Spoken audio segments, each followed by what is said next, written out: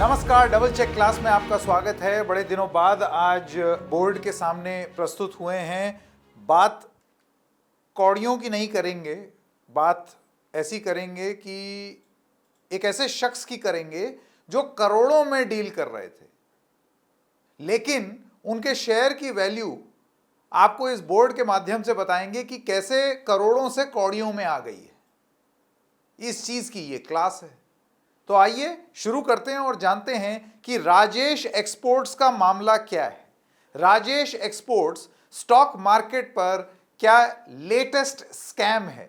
क्या ये हर्षद मेहता के स्कैम जिसमें हमने कई करोड़ देखे थे, उसको कई कई गुना मात देने की एक रणनीति इन इंसान ने बनाई? क्या रिपोर्ट कहती है, क्या आरोप हैं, इनका क्या कहना है, सारी चीज पहले समझेंगे आसान भाषा में, क्योंकि डबल चेक क्लास का यही मकसद है। करोड़ों से कौड़ियों में कैसे आए हैं ये, उसके बारे में आपको बताते हैं कुछ आर्टिकल्स के माध्यम से।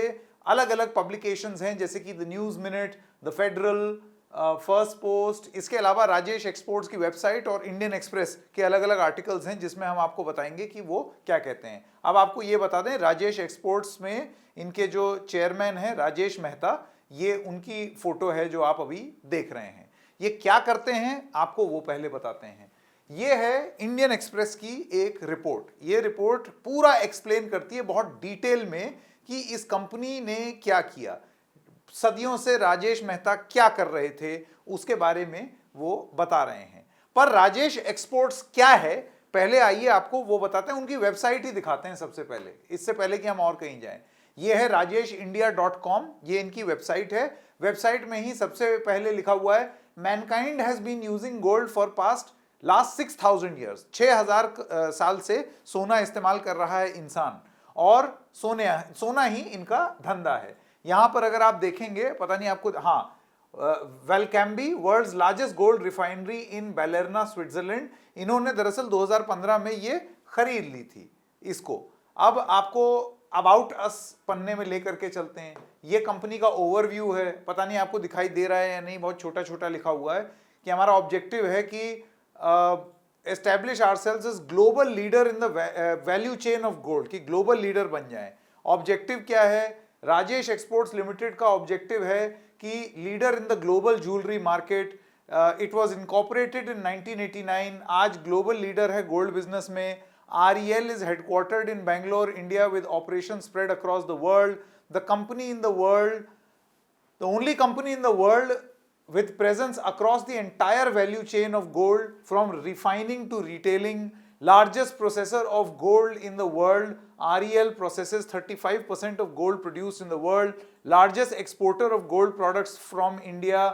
Lowest cost gold jewellery producer in the world. सबसे पहली चीज तो हम लोग ये जान लेते हैं कि सोने को लेकर के प्रधानमंत्री की अपील क्या थी कि सोना ना खरीदो, और उसके बाद अब सेबी ने गोल्ड जो गोल्ड जिसमें डील करते हैं उन्हीं के खिलाफ कुछ चीजें पाई हैं। तो इनकी वेबसाइट पर देखिए आप, लगातार बखान की हम ये हैं, हम वो हैं, हम पता नहीं क्या ही हैं, हम जन्नत हैं, सब इन्होंने लिख दिया। ठीक है, अब आपको थोड़ा सा और भी बताया जाए। अबाउट अस में अगर आप जाएंगे, जूम आउट कर रहा हूँ, अबाउट अस में आप इनकी हिस्ट्री में जाएंगे तो आप देखेंगे कि ये बता रहे हैं सन 88 में राजेश मेहता और प्रशांत मेहता ने फैमिली रिटेल बिजनेस ज्वाइन किया।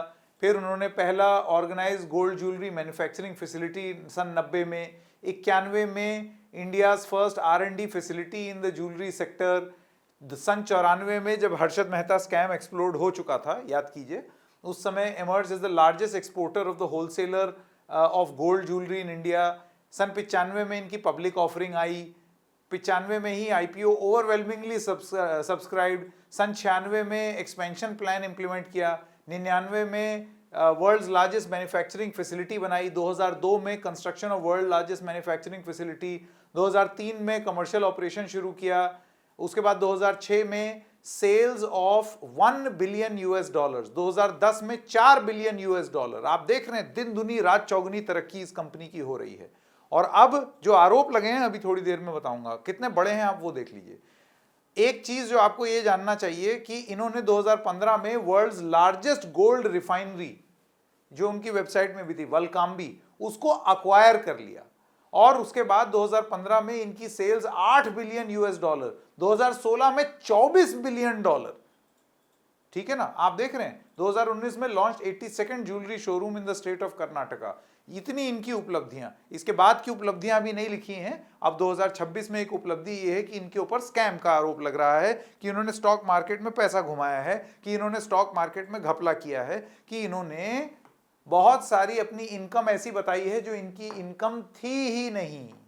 अब आते हैं इंडियन एक्सप्रेस की रिपोर्ट, जो आपको थोड़ा डिटेल में बताएगी कि क्या हुआ।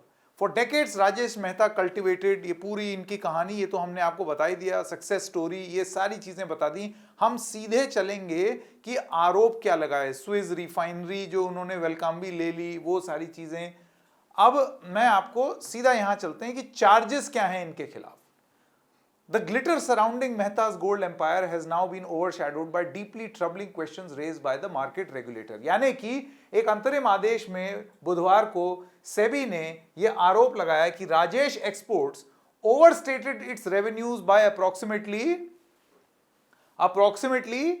15.15 लाख करोड़ रुपीस। बहुत बड़ी रकम है ये, मतलब आप समझ रहे हैं, 15.15 लाख करोड़ रुपए से आपने अपना राजस्व, अपना रेवेन्यू वित्तीय वर्ष 2021 से वित्तीय वर्ष 2025 के बीच में आपने दिखाया। और सेबी का यह कहना है कि हमने, आपने जो कागज में जो अपना रेवेन्यू दिखाया है, हमें उससे रिलेटेड आपकी कोई आमदनी दिखाई नहीं दे रही। तो कैसे आपने दिखा दिया कि आपकी इतनी अर्निंग हो रही है? Regulator said that nearly 99.8% of the certain revenues reported by subsidiaries, यानी कि इस कंपनी के 99.8% राजस्व, 99.8% रेवेन्यू आर इन्फ्लेटेड, बढ़े हुए हैं इस कंपनी के, और इससे जुड़ी हुई जो कंपनीज हैं उन सब के रेवेन्यू बढ़े हुए हैं। सेबी ने यह आरोप लगाया कि 97 से 99% of the reported revenues could not be independently verified and were linked to transactions involving overseas entities। SEBI क्या कहता है? सेबी का यह कहना है कि भाई साहब, आपका लगभग 99% पेमेंट, ये यानी कि जो आप कहते हैं कि 15.15 लाख करोड़ रुपए आपका जो रेवेन्यू हुआ है, इसमें 99% आपकी कमाई को हम वेरीफाई ही नहीं कर पा रहे हैं कि आपने कमाया कैसे है, क्योंकि इंडिपेंडेंट वेरिफिकेशन में ये सारी ट्रांजैक्शन कुछ ओवरसीज एंटिटीज से जुड़ी हुई हैं, कि विदेश में कुछ हो रहा है। ये सेबी कह रही है। सेबी कौन है? Securities and exchanges board of India. SEBI क्या करती है? स्टॉक मार्केट में आप अगर पैसा वगैरह लगाते हैं तो कोई कंपनी घपला तो नहीं कर रही, गड़बड़ तो नहीं कर रही, ये काम है सेबी का देखना। सेबी एक, आप समझ लीजिए, रेगुलेटर है, और इस रेगुलेटर के तहत लोग काम करते हैं, वरना तो फिर आप जानते हैं प्रॉफिट के मकसद से तो फिर लोग स्कैम वैम करने लगेंगे। इसमें तो कोई अनोखी चीज नहीं है, हमने ये होते हुए भी देखा है। तो ये एक बड़ी बात हुई। राजेश एक्सपोर्ट ने ये बोला है कि डिनाई, सेबी जो है उसकी फाइंडिंग सही नहीं है, सेबी गलत फाइंडिंग है। If these allegations are proven, अगर ये सेबी के आरोप साबित हो जाते हैं तो ये most extraordinary case of alleged financial misreporting in India's corporate history. एक फंड मैनेजर का कहना है कि ऐसा स्कैम होगा ही नहीं जिसमें एक कंपनी के 99% रेवेन्यू फर्जी हो, जिनकी कोई गिनती ही ना हो, जिनका कोई हिसाब ही ना हो। अब क्यों ये रेवेन्यू बनाया जाता है? देखिए, जाहिर सी बात है, आप कागज में अगर ये दिखाएंगे कि आप ग्रो कर रहे हैं तो फिर आपके शेयर की वैल्यू बढ़ेगी, फिर लोग आप में और पैसा लगाएंगे, फिर और पैसा लगाएंगे तो आप और पैसा कमाएंगे। तो ये एक कारण होता है जिस वजह से लोग अपना राजस्व ज्यादा दिखाना चाहते हैं, खास तौर से अगर वो स्टॉक मार्केट में उनका नाम हो, उनकी कंपनी लिस्टेड हो। कंपनी लॉस बनाएगी तो ऑब्वियसली शेयर की वैल्यू भी नीचे जाएगी। अच्छा, अब इनके शेयर की वैल्यू तो इस खुलासे के बाद गिर गई। गिर क्या गई? आप ऐसे समझ लीजिए कि मतलब if I were to use थोड़ा कोलोकियल शब्द इस्तेमाल करूं तो आप एकदम ही ठुस हो गया, एकदम ही फुस हो गया। ठीक है, मैं आपको दिखाता हूं। ये देखिए, इनका पहले तो आपको ये बताता हूं, रेगुलेटर हैज बार्ड मेहता, क्योंकि इनको तो रोक दिया गया। अब ये स्टॉक मार्केट में डील नहीं कर सकते। Rajesh exports pending further proceedings and has ordered a fresh forensic audit of the company's books कि भाई बच्चों अब तो पूरी जांच होगी तुम्हारी, ठीक है. Investors reacted swiftly with the stock falling 5% on Thursday following the regulatory action. लेकिन ये 5% ही नहीं गिरा है. आपको कुछ रिपोर्ट्स मैं बताऊंगा अभी थोड़ी देर में जहां इस कंपनी का स्टॉक बहुत बुरी तरीके से गिर गया है. कहां शेयर था वो 5 रुपए, मैं देखता हूं, अगर अभी थोड़ी देर में मैं आपको दिखाता हूं, रुकिए. बाकी आप वेबसाइट पे भी जाकर के देख सकते हैं शेयर की वैल्यू क्या है, वो तो आप भी देख सकते हैं. राजेश एक्सपोर्ट्स शेयर प्राइस लिखिए, आपको दिख जाएगा वो एरो कितना नीचे गया है. पहले खबर समझ लेते हैं कि हुआ क्या है. कॉर्पोरेट गवर्नेंस इश्यूज हुए हैं. इस गतिविधि की वजह से harsh spotlight on Mehta's stewardship of a company long celebrated for its scale but often questioned for its unusually thin profit margins despite reporting massive revenues. यानी कि एक सवाल यह भी पूछा जा रहा है कि एक कैसी कंपनी है जिसके रेवेन्यू बहुत ज्यादा हैं लेकिन प्रॉफिट मार्जिन बहुत कम होता है. देखिए, रेवेन्यू और प्रॉफिट में फर्क होता है. राजस्व का मतलब क्या हुआ? राजस्व का मतलब यह हुआ कि मैंने कोई भी चीज बिजनेस किया और उसमें क्या चीज कितनी बेची, करेक्ट. लेकिन ये आपका रेवेन्यू हुआ. अब इसको बेचने के लिए आपने खर्चे कितने किए, एक्सपेंस, लागत, ये सारी चीजें, तो वो अगर आप हटा दें तो उसके बाद आपकी जो चीज होगी वो या तो प्रॉफिट होगा या लॉस होगा. सीधे सीधे धंधे की बात. 10 रुपए किसी चीज का लागत है, मैंने उसको 12 रुपए में बेचा. 10 की चीज थी, 12 में बेचा, 12 माइनस 10, 2 रुपए प्रॉफिट. 10 की चीज थी, 8 में बेचनी पड़ी, 2 रुपए लॉस. यहां पर आरोप यह है कि भाई तुम्हारा रेवेन्यू तो धड़ाधड़ बढ़ता जा रहा है और लेकिन तुम्हारा जो प्रॉफिट है वो बहुत ही कम है. ऐसा कैसे हो सकता है? आप क्या कर रहे हैं ऐसा कि आपका प्रॉफिट बहुत ज्यादा नहीं बढ़ रहा है? The company reported a turnover of 9,188 crore rupees and a net profit of only 32 crore रुपए, ये वित्तीय वर्ष 2025-26 में.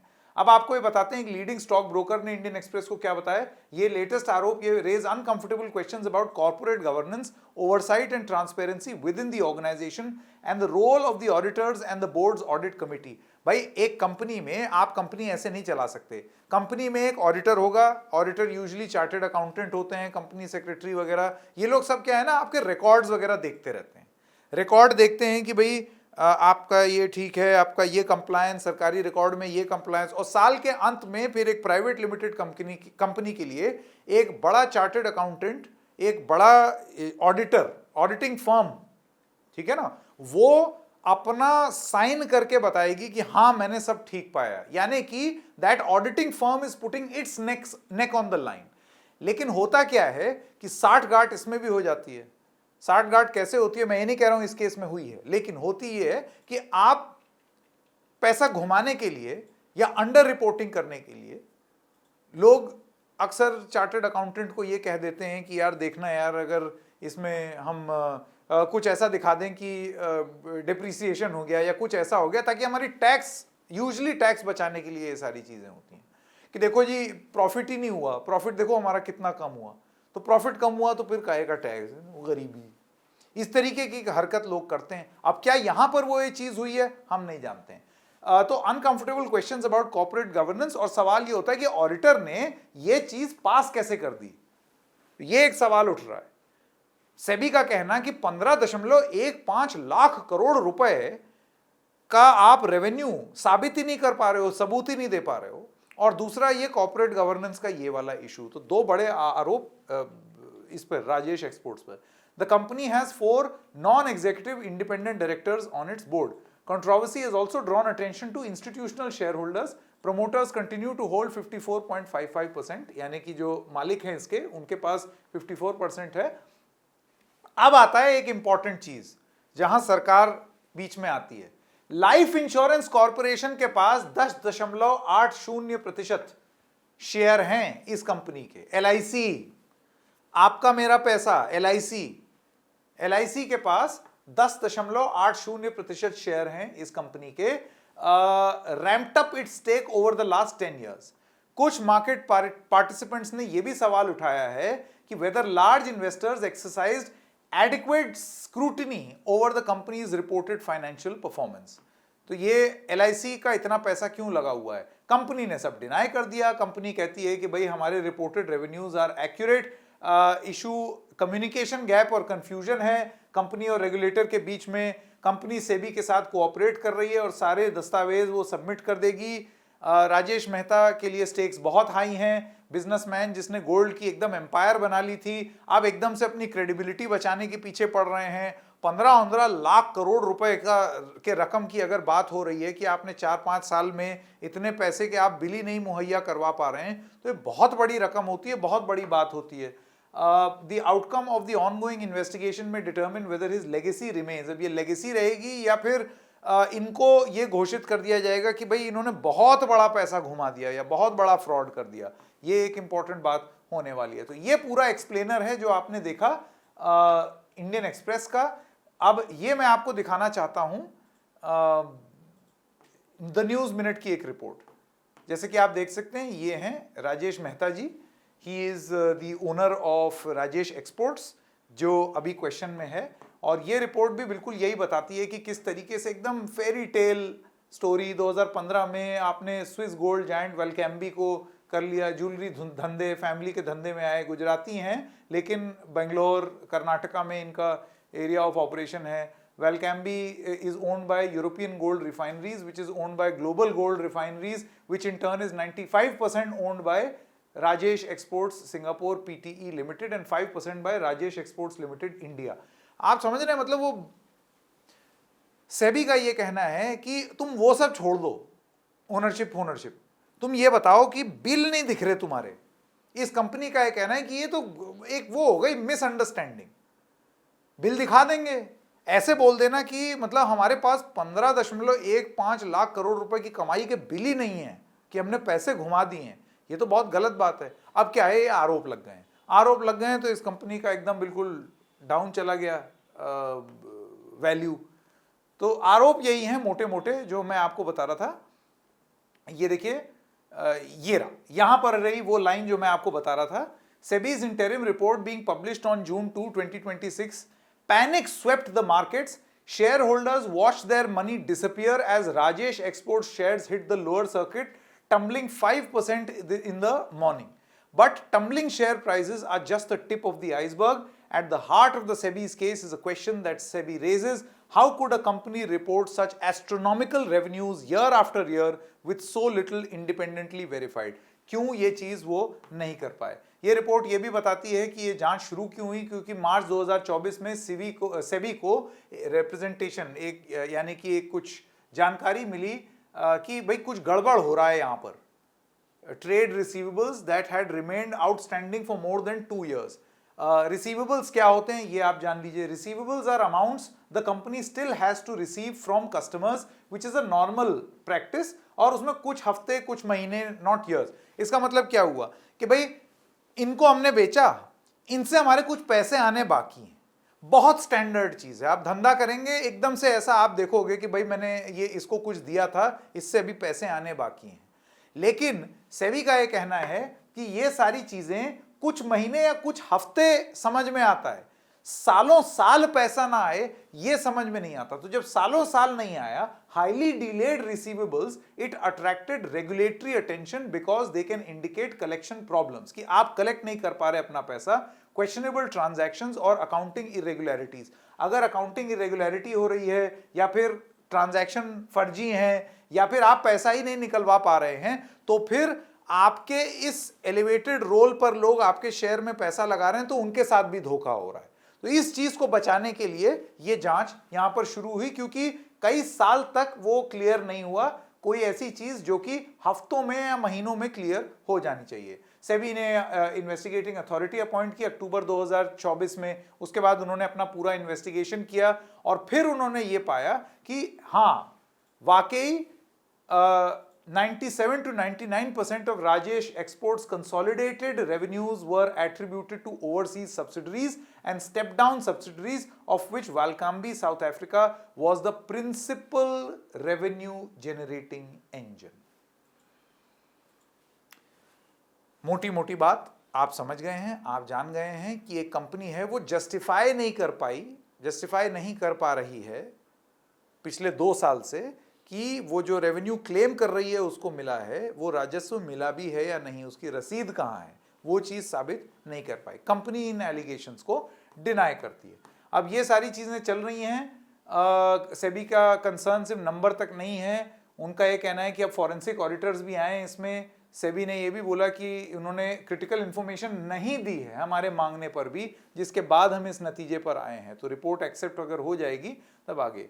अब company according to the order cited Swiss data protection laws and confidentiality obligations as reasons for withholding information. ये सही है भाई, ये तो सही है।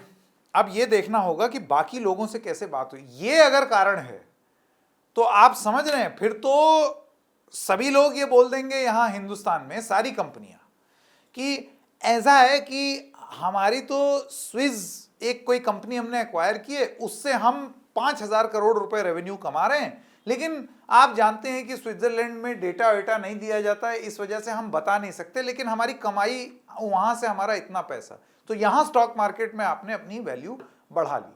सेबी का यह मानना है नथिंग डूइंग, ये कोई आर्गुमेंट नहीं है।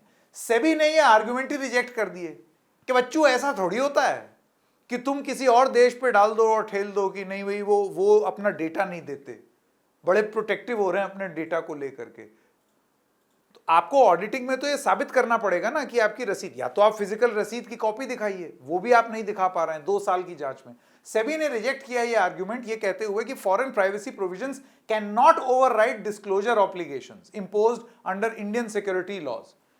तो फिर मत धंधा करो हिंदुस्तान में, आप रेवेन्यू मत दिखाओ, और अगर आप दिखा रहे हैं तो फिर जस्टिफाई कीजिए वो रेवेन्यू कैसे किया। ये रूल जो है वो समान रूप से हर किसी पर लागू है, जाहिर सी बात है और लोगों पर भी ये रूल लागू होगा। एक कोई राजेश एक्सपोर्ट्स अनोखा तो है नहीं कि स्विट्जरलैंड ने राजेश एक्सपोर्ट्स की ही सब डेटा प्राइवेसी की हुई है। तो सेबी का ये कहना है कि आप डिस्क्लोजर के नियम के ऊपर प्राइवेसी प्रोविजंस नहीं ला सकते, ये चीज गलत है। In one of the strongest observations in the order, regulators said that a listed company operating in Indian capital markets cannot rely on private confidentiality agreements or foreign data protection provisions, that too protections meant for individuals, not companies, to dilute or defeat statutory disclosure requirements. मोटी मोटी बात अंग्रेजी में जो लिखी हुई है उसको हिंदी में समझा दें, यही कि आप कंपनी हैं और जो आप ये साइट कर रहे हैं ये इंडिविजुअल्स के लिए होती है। संकेत उपाध्याय या शायन या कोई अगर सपोज अगर हमारा पर्सनल कोई डेटा है तो उसके कॉन्फिडेंशियलिटी में ये सारी चीजें होती हैं, और उसमें भी लॉ एनफोर्समेंट आप अदालत में जा करके इन सारी चीजों को उठा सकते हैं। लेकिन कंपनी के कंप्लायंसेस में, रेगुलेटरी कंप्लायंसेस में आप ये नियम नहीं साइट कर सकते, नहीं दिखा सकते, वरना तो कल को हर आदमी स्विट्जरलैंड में जाकर के कोई धंधा खोल लेगा, खूब अपना रेवेन्यू दिखाएगा और यहां बोल देगा ओ जी उस स्विट्जरलैंड वाले अलाउ नहीं कर रहे, वो स्विस वाले जो है ना वो अलाउ नहीं कर रहे, वो कह रहे हैं कि हम डेटा नहीं दे सकते क्योंकि वो बहुत चिंतित हैं हमारे डेटा को लेके, और फिर उसमें आप यहां अपना नंबर बढ़ा लें, स्टॉक मार्केट में खूब पैसा घुमाएं। ये सेबी ने आर्गुमेंट रिजेक्ट कर दिया कि ये नहीं हो सकता। फिर ये एक दस्तावेज है न्यूज मिनट की स्टोरी में जिसमें राजेश एक्सपोर्ट्स लिमिटेड ने ये सारी जानकारी नहीं दी, they failed to provide when asked. SEBI ने ये पूछा था कि sales register indicating the customer wise list of sales, क्या सेल हुई है उसका एक रजिस्टर दिखाओ, वो नहीं दे पाए। Purchase register indicating vendor wise list of purchases, वो नहीं दे पाए, सेबी कहती है। Detailed breakup of customer wise debtors, वो नहीं दे पाए। Detailed breakup of vendor wise creditors, वो नहीं दे पाए। List of related parties and related party transactions, वो नहीं दे पाए। यानी कि सभी के हिसाब से 97 से 99% जो रेवेन्यू इस कंपनी ने कमाया है उसके दस्तावेज ही वो मुहैया नहीं करा पाए। इतनी बड़ी कंपनी, गोल्ड सप्लाई चेन में ऊपर से नीचे तक नंबर 1 अपने आप को बताने वाली, इतना पेपर वर्क नहीं कर पाई, ये थोड़ा पचाना मुश्किल नहीं है दर्शकों। और फिर उसमें आप यहां पर स्टॉक मार्केट में पैसा ले रहे हैं, आप लिस्टेड कंपनी हैं, तो ये सब सवाल पूछे जाएंगे क्योंकि ये भरोसे की बात है। और सबसे बड़ी बात आगे चल के मैं आपको दिखाना चाहता हूं, इसमें है या नहीं, हमने पुराने आर्टिकल में तो आपको दिखाया था। ये impact on investors, implications are enormous, बहुत है आपके और मेरे जीवन में, या आपका मेरा छोड़ दीजिए, जो भी स्टॉक मार्केट में है या फिर स्टॉक मार्केट में जिन्होंने पैसा लगाया वो एक बात, और जिन लोगों ने, अब जैसे LIC है, 10.8% शेयर होल्डर है LIC इस कंपनी में। LIC किसका पैसा है? लाइफ इंश्योरेंस कॉर्पोरेशन इस देश के लोगों का पैसा है, और अगर वो इस तरीके से गड़बड़ा जाएगा तो जरा प्रॉब्लम है। ये चीज यहां पर लिखी हुई है, ये देखिए, among the largest shareholders in Rajesh Exports is LIC of India, which holds approximately 10.8% of the company. Because LIC's investments are ultimately backed by millions of Indian policy holders. आपकी LIC पॉलिसी है, जीवन आनंद जीवन बीमा, ठीक है ना, उसका investment यहां पर इस कंपनी में है, जिसके 97 से 99% का कुछ हिसाब किताब ही नहीं दिख रहा। तो हो गया ना आपके जीवन पर असर। LIC का पैसा डूब गया तो आपका पैसा डूबा है, ये समझाना चाह रही है ये आर्टिकल। तो इसको ऐसे मत समझिए कि किसी कंपनी ने कुछ किया है, मेरी सेहत पे फर्क नहीं पड़ता। पड़ता है, बिल्कुल पड़ता है। तो इंडियन पॉलिसी होल्डर्स का है, the controversy x tends far beyond the companies promoter group and institutional investors. SEBI ने यह आरोप लगाया है कि ये जो मिसकंडक्ट है, ये 12,726 करोड़ रुपए lost by ordinary investors. Rajesh Exports ने साइमल्टेनियसली लेंडर कंसर्न्स हैं such as Canara Bank, which has reportedly classified its exposure to the company as a stressed asset following repayment defaults and has initiated steps to auction outstanding dues estimated at 509 crore.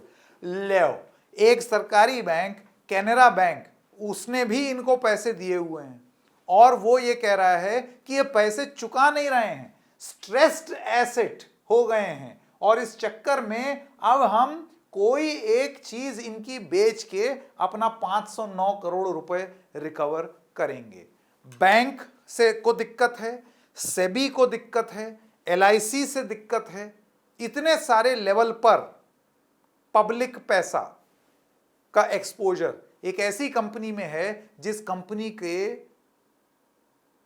कितना revenue हुआ है, उस revenue के लेखे जोखे में, लेखा जोखा जो है, जो लिखत पढ़त है, उसमें कुछ क्लैरिटी ही नहीं है।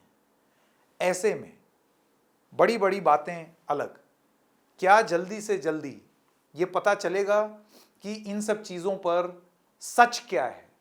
एक डिटेल्ड इन्वेस्टिगेशन, सेबी की शुरुआती इन्वेस्टिगेशन आ गई, लेकिन एक डिटेल्ड इन्वेस्टिगेशन क्या जरूरत नहीं है? हो सकता है बहुत हद तक कि और जांच होगी तो और खुलासे हों। यह भी हो सकता है कि वो सारा डेटा मिल जाएगा। अगर स्विस प्रोटेक्शन हो रहा है तो भारत सरकार आकर के ये बोल सकती है ना कि नहीं भाई हमको ये बताइए। ऐसा कैसे हो सकता है? क्योंकि इनसे क्यों लेकर के कल को और कंपनियां चली गई तो, और हमारे हिंदुस्तानियों का पैसा, उसका क्या? इसलिए भारत सरकार इसमें क्या बोलेगी राजेश एक्सपोर्ट्स के मामले में? क्या राजेश एक्सपोर्ट्स एक बहुत बहुत बड़ा 15.15 लाख करोड़ रुपए का स्कैम था? क्या यह स्कैम था बहुत बड़ा, या फिर एक बहुत बड़ी मिसअंडरस्टैंडिंग है? अभी तो ऐसा नहीं लगता है कि यह किसी तरीके की मिसअंडरस्टैंडिंग है, क्योंकि सेबी जैसी कंपनी, सेबी जैसा रेगुलेटर, वो इतना बड़ा आरोप ऐसे छिछले और हल्के रूप में नहीं लगाएगा कि आपने 15.15 लाख करोड़ रुपए का आपका कुछ अता पता ही नहीं है। इतना बड़ा आरोप नहीं लगाएगा। Is this a scam worth 15.15 lakh crore rupees, जिसमें कितने गरीब खाना खा लेंगे, जिसमें कितने लोगों के अकाउंट में पैसा चला जाएगा? इस तरीके की राजनीतिक बातें होती थी ना, याद है कि सब लोगों के अकाउंट में अगर काला धन आ जाए तो इतना इतना। मैं ये नहीं कह रहा हूं कि इनका कमाया हुआ सब काला धन है, लेकिन जांच निष्पक्ष होगी या नहीं, क्योंकि शुरुआती आरोप अति अति अति गंभीर है। तो डबल चेक क्लास में बस इतना ही, फिर मिलेंगे किसी और मुद्दे के साथ। तब तक के लिए टूडल्स।